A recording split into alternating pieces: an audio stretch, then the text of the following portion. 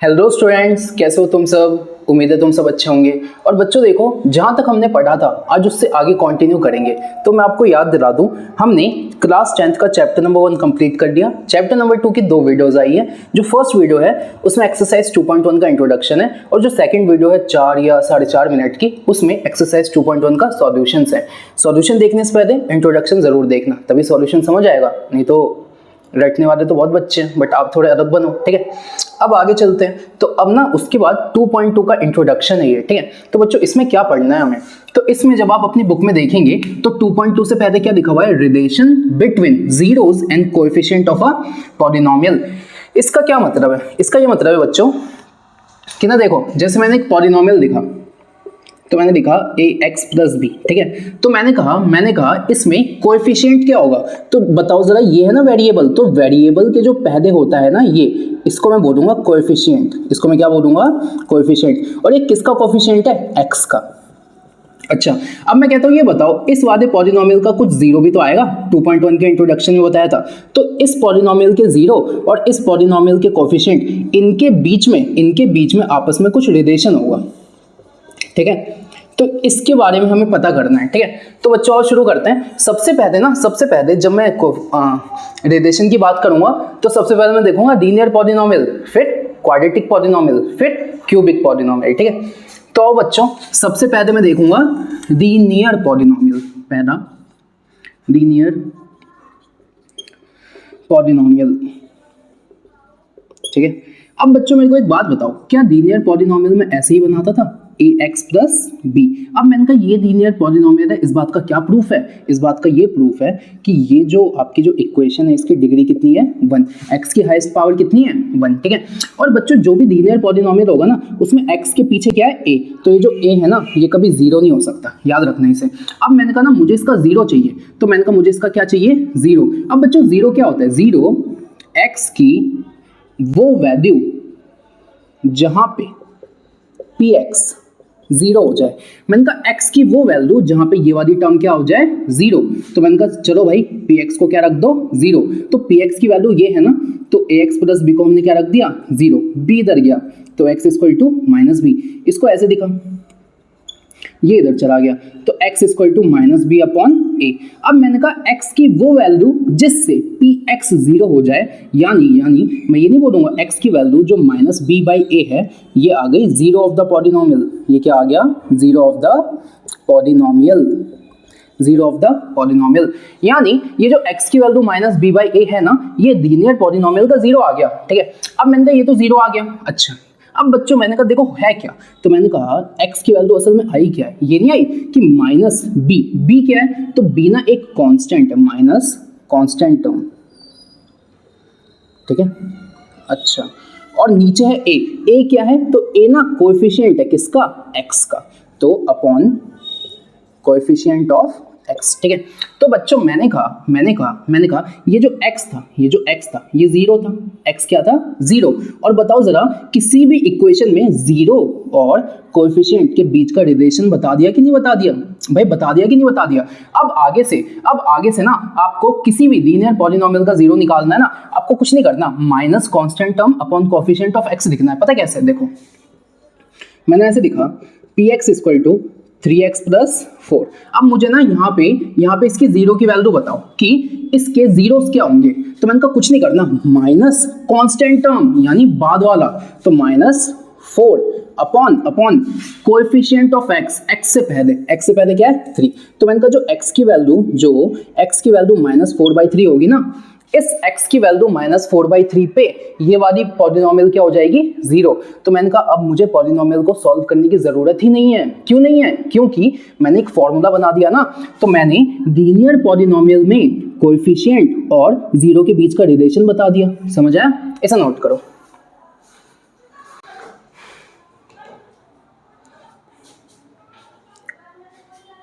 अब बच्चों आगे चलेंगे, हमने लीनियर पॉलिनोमियल में जीरो और कोएफिशिएंट का क्या रिलेशन है देख लिया। अब क्वाड्रेटिक में देखेंगे। तो आओ बच्चों क्वाड्रेटिक में देखते हैं। तो मैंने कहा एक क्वाड्रेटिक पॉलिनोमियल आप ऐसे नहीं दिखते थे, ax² plus bx plus c। यहाँ पे जो x स्क्वायर का कोफिशिएंट है ना वो जीरो नहीं होना चाहिए, ठीक है, पहली चीज। दूसरा a b c क्या है, कांस्टेंट। अब बच्चों एक बात बताओ, यहाँ पे अगर मैं आपसे एक छोटा सा सवाल पूछूं तो मैं बोलता हूँ a क्या है, a, तो आप बोलोगे x स्क्वायर से पीछे आया है, तो जो a है ना वो है कोएफिशिएंट ऑफ x स्क्वायर, ठीक है। अब मैं पूछता हूँ b क्या है, b, तो आपने कहा b किससे पीछे आया है, x से, तो जो b है वो है कोएफिशिएंट ऑफ x, ठीक है। तीसरी चीज c क्या है, c, तो मैंने कहा c के आगे कुछ है क्या, नहीं, तो सीधा सीधा इसको बोलो कांस्टेंट टर्म। इसको क्या बोलो, कांस्टेंट टर्म। क्या इतनी बातें क्लियर, इतनी बातें क्लियर। अब बच्चों मैंने कहा ये एक क्वाड्रेटिक पॉलिनोमियल है। कैसा पॉलिनोमियल है, क्वाड्रेटिक पॉलिनोमियल।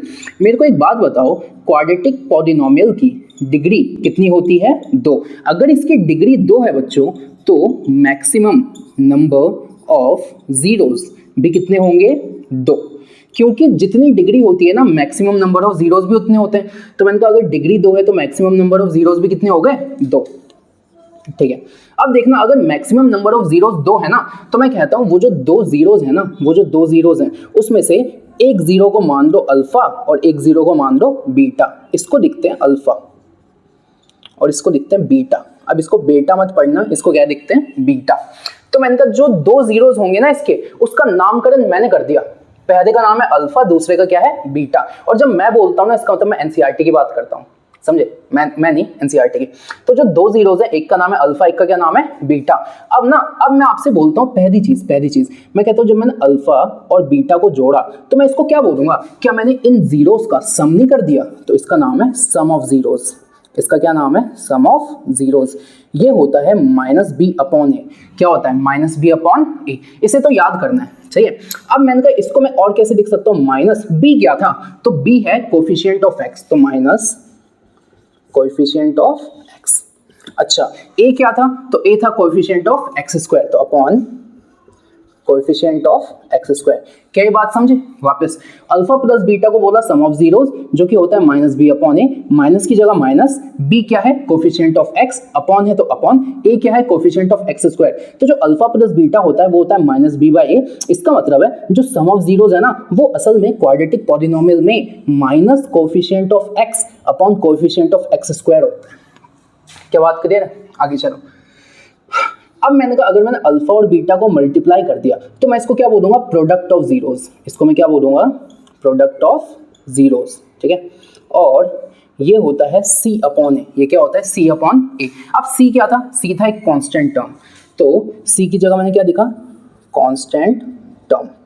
और a क्या है बच्चों, a क्या है, a है x स्क्वायर का कोएफिशिएंट, तो upon coefficient of x square. कितनी बातें क्लियर। तो ना वापस सुनो, क्वाड्रेटिक पॉलिनोमियल को ऐसे रिप्रेजेंट करते हैं, a 0 नहीं होना चाहिए, डिग्री 2 है, जितनी डिग्री होती है मैक्सिमम नंबर ऑफ जीरोस भी उतने ही होते हैं। a है coefficient of x square, b है कोएफिशिएंट ऑफ x, c है कांस्टेंट टर्म, जितनी डिग्री होती है मैक्सिमम नंबर ऑफ जीरोस भी इतने होते हैं। 2 है डिग्री तो मैक्सिमम नंबर ऑफ जीरोस भी 2 हैं। उन 2 जीरोस में एक का नाम है अल्फा, एक का नाम है बीटा। एक बार जीरोस को जोड़ दिया तो सम ऑफ जीरोस -b/a, माइनस की जगह माइनस, b की जगह कोएफिशिएंट ऑफ x, a की जगह कोएफिशिएंट ऑफ x स्क्वायर। एक बार दोनों को मल्टीप्लाई कर दिया तो product of zeros c/a, c की जगह कांस्टेंट टर्म, a की जगह कोएफिशिएंट ऑफ x स्क्वायर। एक चीज और देखो कि दोनों बार ना नीचे a आया है, दोनों बार नीचे क्या आया है, a।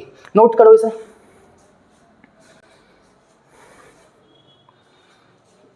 तो बच्चों अब आगे चलेंगे। अभी मैंने आपको लीनियर पॉलिनोमियल समझा दिया, उसके बाद क्वाड्रेटिक पॉलिनोमियल समझा दिया, उसके आगे अब क्वाड्रेटिक पॉलिनोमियल में हमने रिलेशनशिप देख लिया।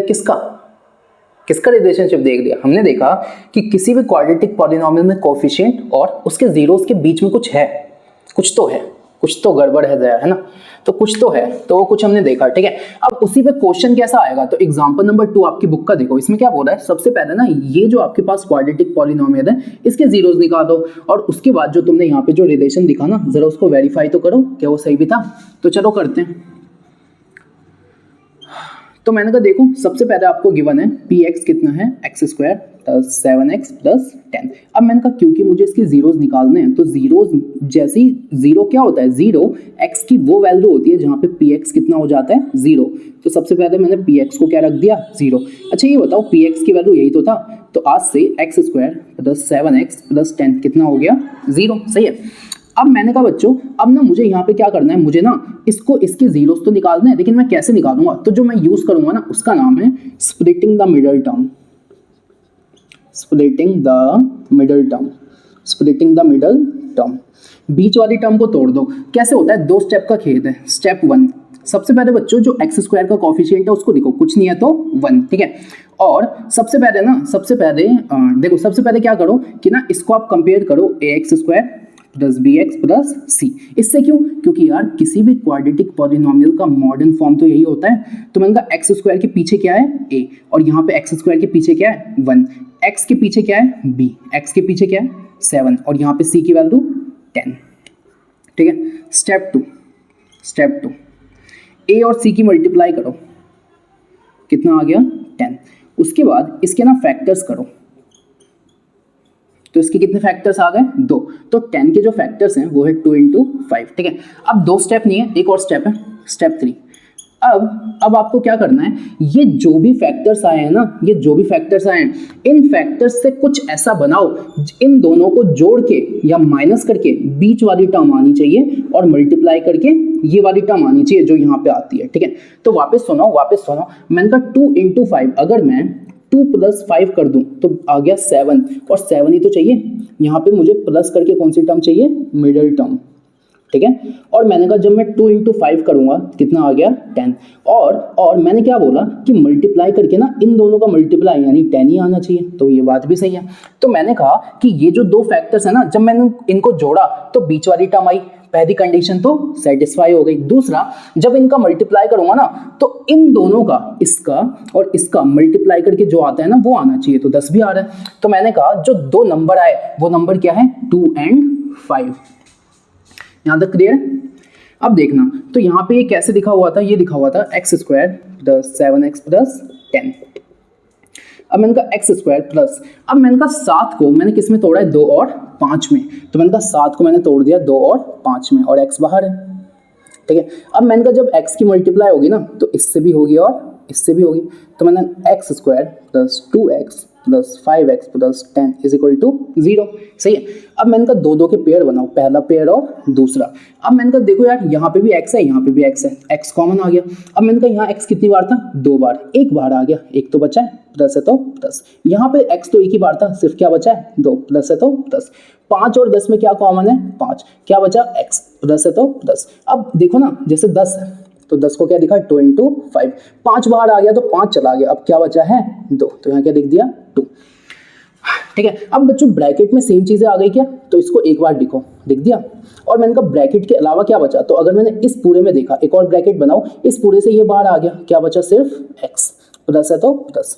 इस पूरे से ये बाहर आ गया, क्या बचा सिर्फ 5, ऐसे बना दिया। अब मैंने कहा इसके आगे या तो x + 2 0 होगा या तो x + 5 0 होगा।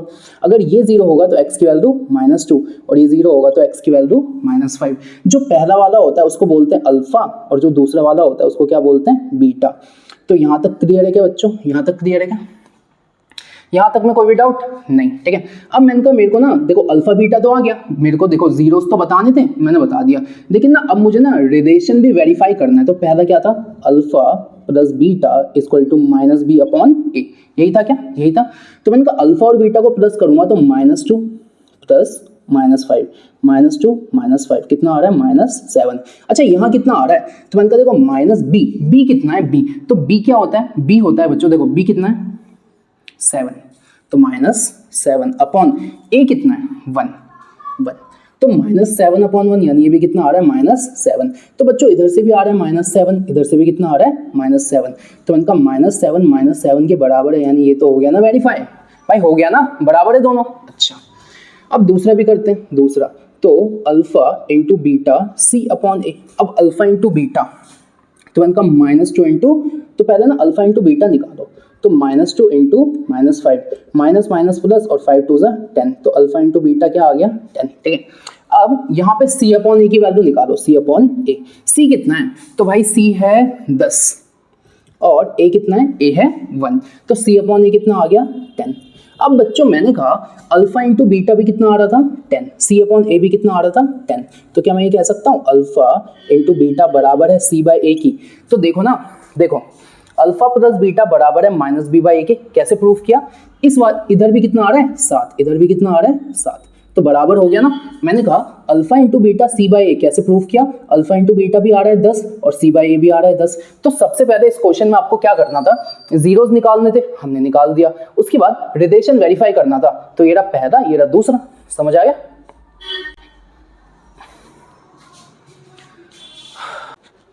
तो बच्चों अगले एग्जाम्पल पे चलते हैं। आओ, जो नेक्स्ट एग्जाम्पल है वो एग्जाम्पल नंबर 3। ये भी क्वाड्रेटिक का ही क्वेश्चन है। इससे पहले क्वाड्रेटिक समझाया, रिलेशन समझाया।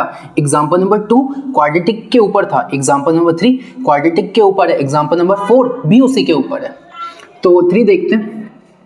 कह रहा find the zeros of the polynomial. तो पहले जीरोस निकालो। पॉलिनोमियल कितना है? X square minus 3। अब बच्चों देखो, इसको कैसे करोगे? तो मैंने कहा सबसे पहले जीरोस निकालना है, तो px को क्या रख दो 0, तो एक्स स्क्वायर माइनस 3 भी क्या आ गया 0। ठीक है। अब मैंने कहा बच्चा देखो, मैं ना 2 मेथड सिखाता हूँ इसको करने के, 2 मेथड जो पसंद आए, मेथड 1 और मेथड 2। ठीक है, किसी एक को अच्छे से समझ लो, आना तो दोनों ही चाहिए।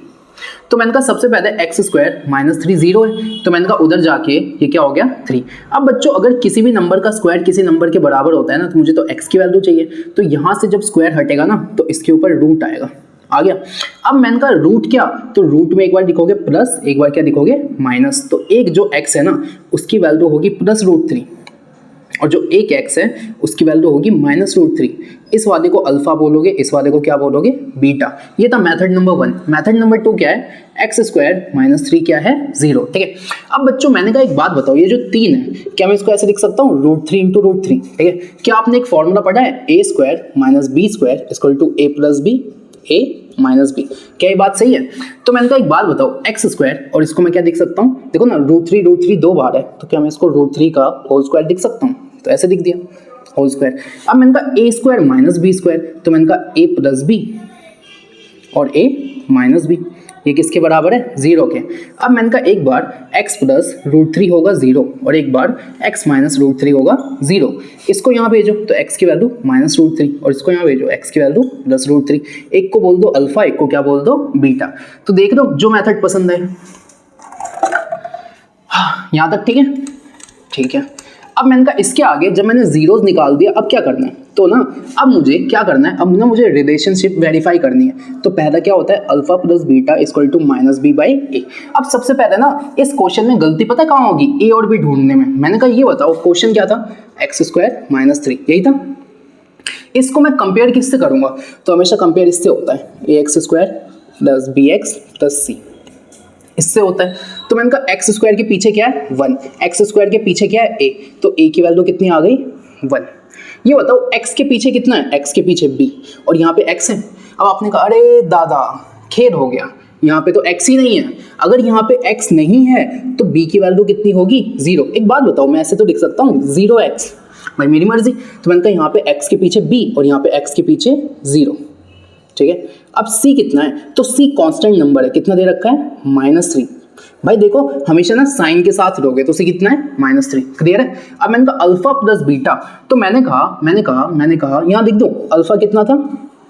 +3 और बीटा कितना था? -3 और बीटा कितना था? -3। बेटा कितना है? -3। तो मैंने कहा अल्फा प्लस बीटा निकालो, पहले अल्फा प्लस बीटा निकालते हैं। तो √3 माइनस √3 कितना आ गया? 0। अब माइनस बी बाई ए निकालते हैं, तो माइनस बी कितना है? 0 बाई ए कितना है? 1। तो ये भी कितना आ गया? 0। तो मैंने कहा अल्फा प्लस बीटा भी आ रहा है 0 और किसके बराबर है? माइनस बी बाई ए के। तो अल्फा प्लस बीटा बराबर हो गया माइनस बी बाई ए। ये हमने वेरीफाई कर दिया ना, ठीक है। अब इसके आगे दूसरा अल्फा इंटू बीटा किसके बराबर होगा? सी बाई ए।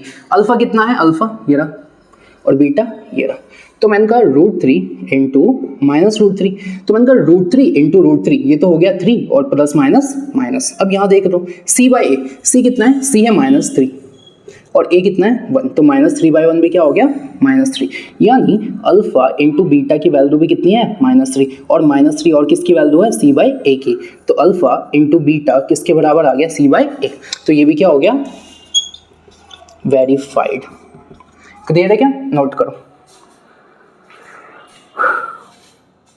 बच्चों एग्जाम्पल नंबर 4 देखेंगे, ये भी क्वाड्रेटिक पे ही बेस है, लेकिन ये क्वेश्चन थोड़ा सा अलग है। बच्चों अभी तक आपको क्या होता था, आपको एक इक्वेशन दी होती थी और उससे आपको जीरोस निकालने होते थे। इस क्वेश्चन में पता है क्या बोला है, इस क्वेश्चन में बोला है कि ना कोई एक क्वाड्रेटिक पॉलिनोमियल होगी।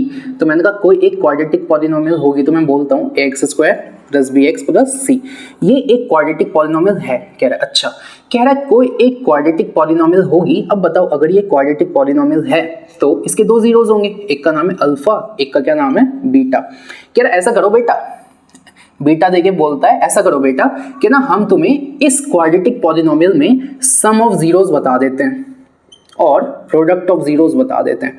तो उसने कहा कि उस क्वाड्रेटिक पॉलिनोमियल का जो सम ऑफ जीरोस होगा वो होगा -3 और उसी में जो प्रोडक्ट ऑफ जीरोस होगा वो होगा 2। ये हमने ये ना क्वेश्चन ने बता दिया। अब क्वेश्चन ने कहा कि चलो भाई तुम्हें हमने इतना बता दिया, अब तुम ना इससे क्वाड्रेटिक इक्वेशन बनाओ। ये है क्वेश्चन। तो बच्चों देखो यहाँ पे मैं आपको एक तरीका बताता हूँ। जब भी आपको ऐसा दिया होगा ना, तो कोई भी क्वाड्रेटिक इक्वेशन बनाने का तरीका होता है x² minus sum of zeros into x plus product of zeros. ये होता है आपके पास क्वाड्रेटिक इक्वेशन बनाने का तरीका। यहाँ पे क्या आता है, सम ऑफ जीरोस, ठीक है, और यहाँ लास्ट में क्या आता है, product of zeros, product of zeros, ठीक है। तो मैंने कहा अब देखो, तो ये हो गया px is equal to x² minus alpha plus beta x plus alpha into beta, ठीक है बेटा। तो x² minus alpha plus beta कितना है, -3। तो माइनस तो फॉर्मूले का, और अल्फा प्लस बीटा भी कितना है, -3 plus plus plus alpha into beta 2, ठीक है बेटा। तो अल्फा इंटू बीटा 2। अब देखो माइनस माइनस क्या हो गया, प्लस, और ये हो गया 2। तो मैंने कहा कि भाई देखो अगर आपने हमको sum of zeros and product of zeros दे दिया ना, तो उससे हमने क्वाड्रेटिक इक्वेशन बना दिया। कैसे बना दिया, ये है जनरल तरीका। कभी भी आपको सम एंड प्रोडक्ट दिया होगा ना, तो इस फॉर्मूले में रख देना, आपका क्वाड्रेटिक पॉलिनोमियल आ जाएगा। सब ठीक है बेटा। तो यहाँ पे ये इसका आंसर है, ठीक है। अब आपकी जो एनसीईआरटी है, जहाँ इसका सॉल्यूशन है ना, वह एक चीज और कहती है मैंने कहा ये बताओ, ये तो तुमने एक क्वाड्रेटिक पॉलिनोमियल बताया, क्या बहुत सारे क्वाड्रेटिक पॉलिनोमियल निकाल सकते हो? मैंने कहा हाँ, कुछ मत करो, आगे ना इसके आगे ये जो x² प्लस 3x प्लस 2 है ना, इसके आगे k लगा दो। क्या लगा दो? k। जो ये k है ना, ये एक रियल नंबर है। k क्या है? Real number. और जो रियल नंबर होते हैं ना बच्चों, वो कुछ भी हो सकते हैं, कुछ भी, मिक्सचर ऑफ ऑल नंबर्स। तो मैंने कहा k की वैल्यू एनीथिंग, कुछ भी हो सकती है। अब जैसे जैसे आंसर तो यही खत्म है, ये सुन लो बस। जैसे जैसे मैं k की वैल्यू बदल दूं, मैंने कहा अगर मैं इस पूरे को 1 से मल्टीप्लाई करूं तो एक क्वाड्रेटिक इक्वेशन आ जाएगी, 2 से करूं एक और आ जाएगी, 3 से करूं एक और आ जाएगी, -1 से करूं एक और आ जाएगी, -1/2 से करूं एक और आ जाएगी। तो मैंने कहा क्या मैं सिर्फ इतनी इंफॉर्मेशन से जितनी मर्जी उतने क्वाड्रेटिक इक्वेशन निकाल सकता हूं कि नहीं निकाल सकता? तो आंसर है निकाल सकता हूं। कुछ नहीं करना, जस्ट k की वैल्यू रखते जाओ ना, ठीक है। तो आपका आंसर तो यहीं पे खत्म है। लेकिन कभी वो पूछे कि ये तो तुमने स्पेसिफिक आंसर दिया है, क्या इसका कोई जनरल आंसर हो सकता है? तो बच्चों ये होगा इसका जनरल आंसर। इसमें आपको ये कहना है कि देखो यार, आपने ना एक पूछा, हमने एक बता दिया, लेकिन अगर आप एक से ज्यादा पूछोगे ना, तो हम कुछ नहीं करेंगे, आगे k लगा देंगे, जहां पे k एक रियल नंबर होगा। अब आपकी मर्जी, आप k की वैल्यू जितनी रखो उतने क्वाड्रेटिक इक्वेशन आ गए ना अपने पास, समझे? तो यहाँ पे आपका आंसर खत्म होता है। ये एक्स्ट्रा इन्फॉर्मेशन थी, आपकी बुक में दिखी थी, इसलिए समझा दिया। बच्चों अब देखेंगे क्यूबिक पॉलिनोमियल। देखो लीनियर पॉलिनोमियल समझ लिया, क्वाड्रेटिक समझ लिया, क्वाड्रेटिक के रिलेशनशिप समझ ली, ठीक है, मैथ्स वाली, कोई और नहीं। उसके बाद उसके हमने 3 क्वेश्चन करे, एग्जांपल नंबर 2, 3 और 4 तो खास बात है बेटा, है ना, बेटा ही बेटा उसमें, है ना। अब आ गया हूं, अब मैंने कहा क्यूबिक पॉलिनोमियल की बात करेंगे। किसकी? क्यूबिक पॉलिनोमियल की। तो बच्चों क्यूबिक पॉलिनोमियल में है क्या? तो सबसे पहले कभी आपको क्यूबिक पॉलिनोमियल लिखना है ना, तो आप लिखोगे ax³ plus bx² plus cx plus d। अब मैंने कहा x³ का कोफिशिएंट क्या है? a, तो a कभी 0 नहीं होना चाहिए, ठीक है। अब मैंने कहा ये क्यूबिक पॉलिनोमियल है, ये बताओ इसकी डिग्री कितनी है? तो डिग्री होती है x की हाईएस्ट पावर कितनी है? 3। जितनी डिग्री होती है, ये बताओ जितनी डिग्री होती है, क्या मैक्सिमम नंबर ऑफ जीरोस उतने ही होते हैं? हाँ। तो मैंने कहा इसमें मैक्सिमम नंबर ऑफ जीरोस कितने होंगे इस पॉलिनोमियल में? तो आपने कहा 3। मैंने कहा कि जो भी इसके 3 जीरोस होंगे ना उनका नामकरण कर दे। आओ चलो, तो मैंने कहा उसमें से एक जीरो का नाम होगा अल्फा, एक जीरो का नाम होगा बीटा, बेटा, और एक का नाम होगा गामा, एक का क्या नाम होगा गामा। ये सब ग्रीक वर्ड्स हैं, ग्रीक लेटर्स हैं, ठीक है। बस आपको नाम याद रखना है, अल्फा, बीटा और गामा, ठीक है। और ये गामा वो हल्क वाला नहीं है, गामा रेडिएशंस वो अलग होते हैं, ठीक है। अल्फा, बीटा और गामा, यहाँ तक क्लियर। अब मैंने कहा कि अगर मुझे इसमें ये तीन, आपके पास 3 जीरोस आ गए, तो अब इन जीरोस और ये जो कोफिशिएंट है ना, ये जो कोफिशिएंट है, इनके बीच का रिलेशन बताना है। तो मैंने कहा ये बताओ ए क्या है, ए। तो मैंने कहा ए किसका कोफिशिएंट है, एक्स क्यूब का। तो ए को मैं बोलूंगा कोफिशिएंट ऑफ एक्स क्यूब। दूसरा, एक्स स्क्वायर का कोफिशिएंट क्या है, बी। तो मैंने कहा बी क्या है, कोफिशिएंट ऑफ एक्स स्क्वायर। तीसरा, x का कोफिशिएंट क्या है, c। तो मैंने कहा c है कोफिशिएंट ऑफ x। चौथा, d क्या है, कांस्टेंट टर्म। d क्या है आपकी, कांस्टेंट टर्म, जिस पे कुछ नहीं है बेचारे को, उसको हमने क्या बोला, कांस्टेंट टर्म, ठीक है। अब यहाँ तक हो गया। अब ना रिलेशन देखेंगे, तो पहला रिलेशन बनता है बच्चों alpha plus beta plus gamma का। ये बताओ क्या मैंने तीनों जीरोस को ऐड कर दिया, तो इसको मैं बोलता हूँ सम ऑफ जीरोस। इसको मैं क्या बोलता हूँ, सम ऑफ जीरोस। ये आपके पास क्या होगा, ये आपके पास होगा माइनस बी अपॉन ए। ये आपके पास क्या होगा, माइनस बी अपॉन ए। अब मैंने कहा माइनस से कुछ याद आ रहा है, माइनस बी क्या है, बी है कोफिशिएंट ऑफ एक्स स्क्वायर, तो minus coefficient of x square, ठीक है। और ए क्या है, ए है कोफिशिएंट ऑफ एक्स क्यूब। ए क्या है, कोफिशिएंट ऑफ एक्स क्यूब। अब बच्चों थोड़ी सी हेल्प और कर दूं मैं तुम्हारी, नीचे ना हमेशा ए आएगा, हमेशा। तो ये हो गया पहला केस। अब दूसरा केस देखो, दूसरा केस। अब मैंने कहा देखो, यहाँ पे हमने अल्फा, बीटा और गामा को प्लस किया। यहाँ पे क्या करो, एक बार अल्फा और बीटा को मल्टीप्लाई करो, ठीक है। एक बार बीटा और गामा को करो, और एक बार गामा और अल्फा को करो। अब इसको क्या बोलोगे, मैं बोलूंगा देखो प्रोडक्ट ऑफ जीरोस तो किया है, लेकिन हमने उनका सम भी तो किया है, तो इसको बोलोगे sum of product of zeros, sum of product of zeros. और एक बार में हमने कितनों का प्रोडक्ट किया है, 2 का, taken 2 at a time, taken 2 at a time. ये किसके बराबर होगा, ये होगा आपके c अपॉन ए के बराबर। किसके, c अपॉन ए। c क्या है, कोएफिशिएंट ऑफ x, तो c है आपका कोएफिशिएंट ऑफ x। और मैंने क्या बताया, नीचे हमेशा a ही होगा। a क्या है, coefficient of x cube, coefficient of x cube. क्या इतनी बातें क्लियर है, ठीक है। अब मैंने कहा ये तो 2 हो गए। तीसरा देखो, तीसरा देखो, तीसरा। अब मैंने कहा देखो, एक बार अल्फा बीटा गामा को प्लस कर दिया, एक बार अल्फा बीटा, बीटा गामा और गामा अल्फा को कर दिया, और एक बार alpha into beta into gamma. अब इसको क्या बोलूँगा, product of zeros, product of zeros, ठीक है। ये किसके बराबर होगा, तो देखो ये किसके बराबर था, माइनस बी अपॉन ए, ये था सी अपॉन ए, ये होगा माइनस डी अपॉन ए। अब मैंने कहा देखो इसको कैसे लिखूंगा, माइनस डी क्या है, कांस्टेंट टर्म, तो माइनस कांस्टेंट टर्म अपॉन, मैंने क्या बताया, हमेशा नीचे क्या आएगा, ए, और ए क्या है, coefficient of x cube, coefficient of x cube. तो वापस समझो बच्चों, वापस समझो, मैंने कहा एक क्यूबिक पॉलिनोमियल है ना, तो उसकी डिग्री कितनी होगी, 3। लिखने का तरीका a x cube plus b x square plus c x plus d, जहाँ पे एक्स क्यूब का कोफिशिएंट ए 0 नहीं होगा, डिग्री होगी 3। जितनी होती है degree, maximum number of zeros भी उतने ही होते हैं। तो मैंने कहा 3 जीरोस होंगे, पहले का नाम दो अल्फा, दूसरे का नाम दो बीटा, तीसरे का नाम दो गामा। अब मैंने कहा ए को क्या बोला, एक्स क्यूब से पहले आ रहा है तो a is coefficient of x cube, b x square से पहले आ रहा है तो b is coefficient of x square, c x से पहले आता है तो c is coefficient of x, और जो डी है उस पर कुछ नहीं है तो वो है कांस्टेंट टर्म। अब मैंने कहा इसके जो 3 जीरोस होंगे अल्फा बीटा और गामा, एक बार उनको मैं प्लस करता हूं, तो alpha plus beta plus gamma, क्योंकि मैंने जीरोस को प्लस किया है तो नाम क्या हो गया, सम ऑफ जीरोस।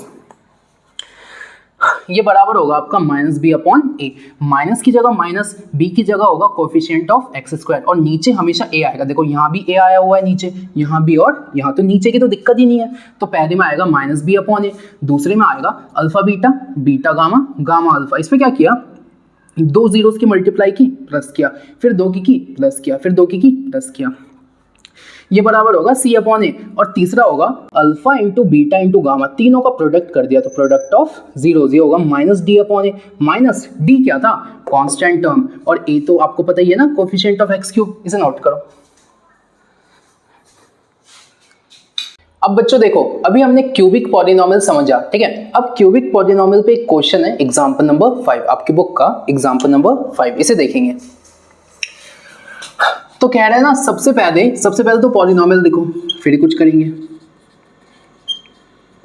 तो पॉलिनोमियल कितना है, यहां तक क्वेश्चन है, ठीक है, इस जगह तक पॉलिनोमियल है px equal to 3x cube minus 5x square minus 11x minus 3, यहां तक ठीक है, माइनस 11x माइनस 3। अब आपसे कह रहा है कि इसके ना आपको पहले जीरोस दे रखे हैं, ये तीन इसके क्या हैं, जीरोस। तो ना आप सबसे पहले आप वेरीफाई करो कि 1 2 3 क्या ये तीनों इसके जीरोस हैं। तो जीरोस क्या होते हैं, जीरोस x की वो वैल्यू होती है जहां पे px क्या हो गया, 0। तो जब मैं इन वैल्यूज को x की जगह रखूंगा ना, तो इसको 0 हो जाना चाहिए, ठीक है। तो मैंने कहा सबसे पहले मैं 3 को रखता हूं, तो x की जगह जहां जहां x है वहां मैंने क्या रख दिया, 3,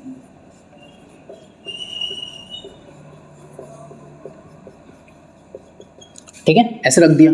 तो मैंने कहा, मैंने इसको सॉल्व किया तो ये हो गया 3 का क्यूब कितना होता है 27, और 20 देखो 3 इंटू 27 माइनस 5 इंटू 3 का स्क्वायर 9 माइनस 11 3 33 माइनस 3।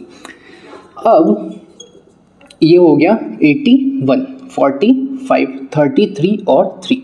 अब देखो 45, देखो 33 और 3 36 और 45 81 में से 81 गया 0, तो मैंने कहा ये हो गया 81 माइनस 81, आंसर क्या आ गया 0। तो मैंने कहा x की वो वैल्यू जहां पे px कितना आ गया 0, यानी 3 इस इक्वेशन का, 3 इस पॉलिनोमियल का 0 तो है, तभी तो जब मैंने x की जगह 3 रखा तो इसकी वैल्यू कितनी आ गई 0।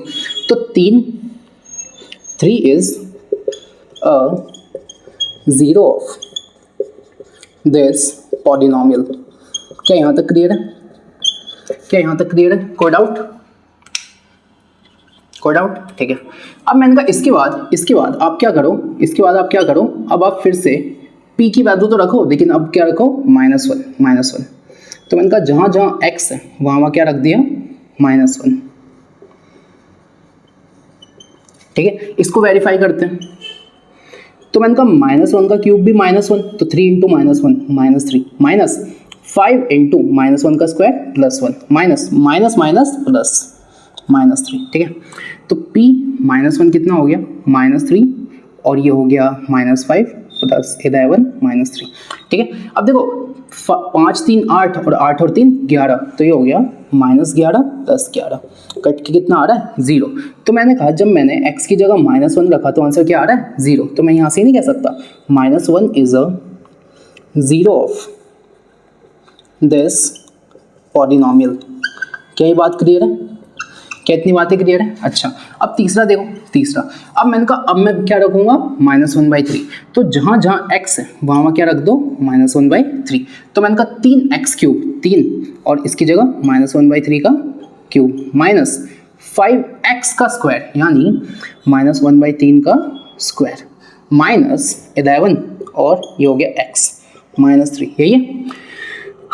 अब मैंने कहा एक बात होता हूँ, -1 का क्यूब -1, इसका क्यूब 27 माइनस देखो -5 -1 का स्क्वायर +1 और 3 का स्क्वायर 9, ठीक है। माइनस प्लस 11/3 -3, यहाँ तक में कोई डाउट नहीं। अब मैंने कहा 3 1 ज़ा 3 3 9 ज़ा, तो कहाँ लिखूँ, यहाँ देखो, इसके आगे देखना, इसके आगे तो यहाँ बचा -1/9, यहाँ देखो -1/9, ठीक है।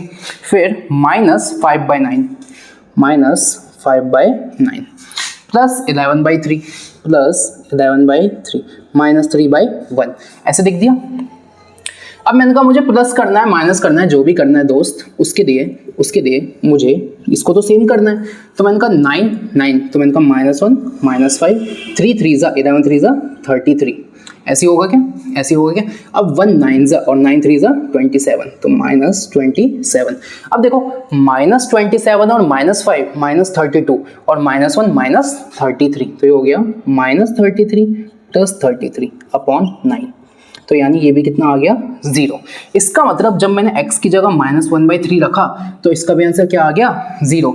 तो मैंने कहा ये जो 3 है, जब मैंने x की जगह 3 रखा आंसर आ गया 0, x की जगह -1 रखा आंसर आ गया 0, x की जगह -1/3 रखा आंसर आ गया 0।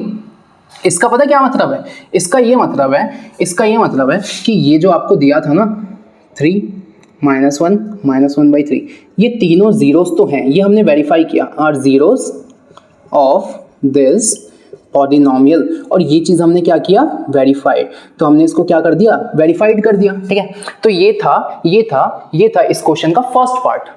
तो सबसे पहले ना यहां तक हमने कर दिया। अब उसने कहा कि जब आपने इस इक्वेशन का जब आपने ये चेक कर लिया कि ये जो तीनों जीरोस हैं ये इसी इक्वेशन के, तो हाँ भाई हमने ये तो चेक कर लिया। तो उसने कहा जब तुमने इतना चेक कर लिया ना, उसके बाद तुम ना रिलेशनशिप बताओ अल्फा बीटा गामा वाली। ठीक है, तो इतना नोट करो पहले।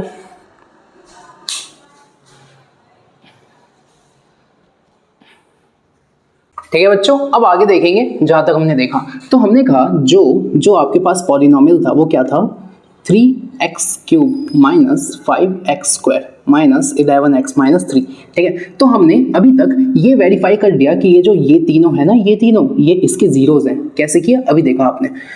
अब बच्चों क्या करो, इसको ना आप कंपेयर करो किससे, स्टैंडर्ड इक्वेशन से। क्या थी ax³ + bx² + cx + d।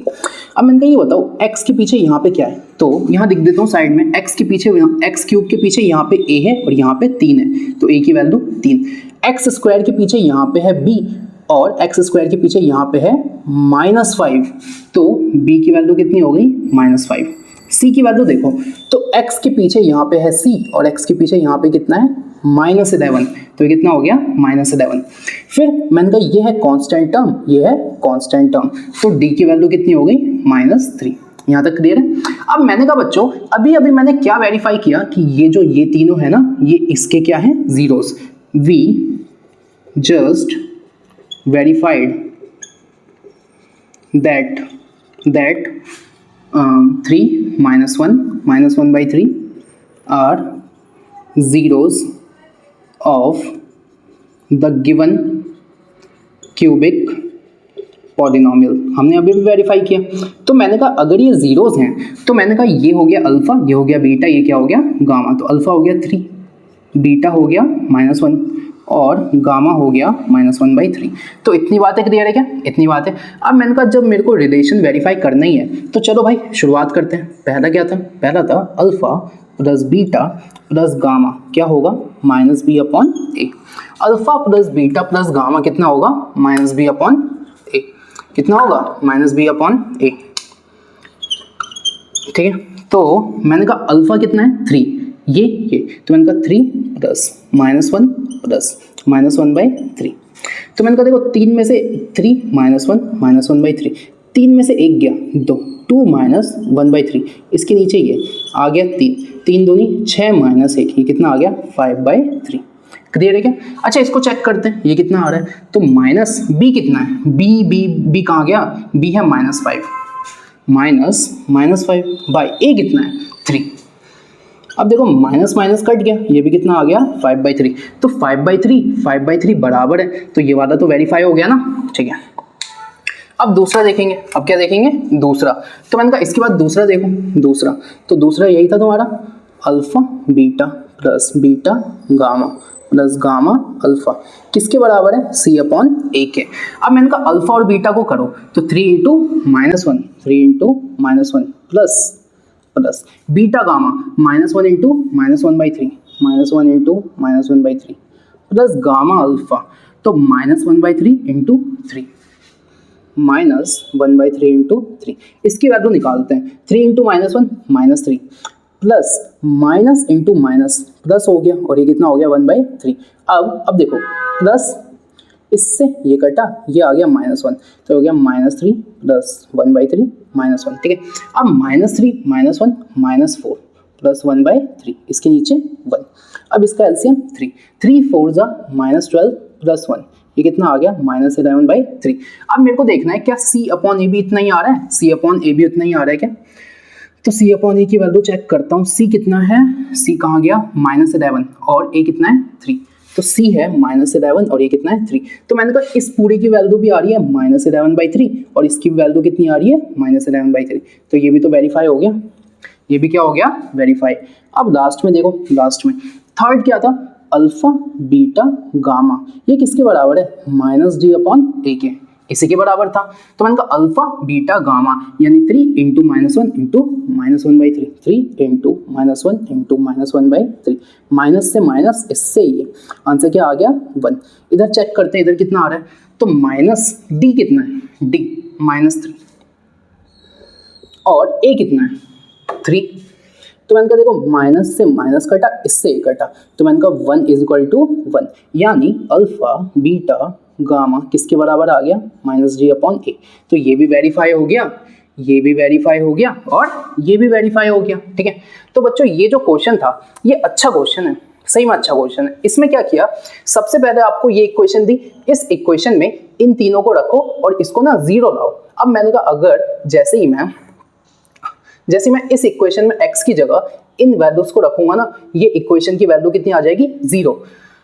तो मैंने कहा x की वो वैल्यू जो px को 0 कर दे, वही तो जीरोज होते हैं, तो यानी ये तीनों इसके क्या हैं जीरोज। अगर ये तीनों इसके जीरोज हैं तो पहला वाला अल्फा, दूसरा वाला बीटा, तीसरा वाला गामा।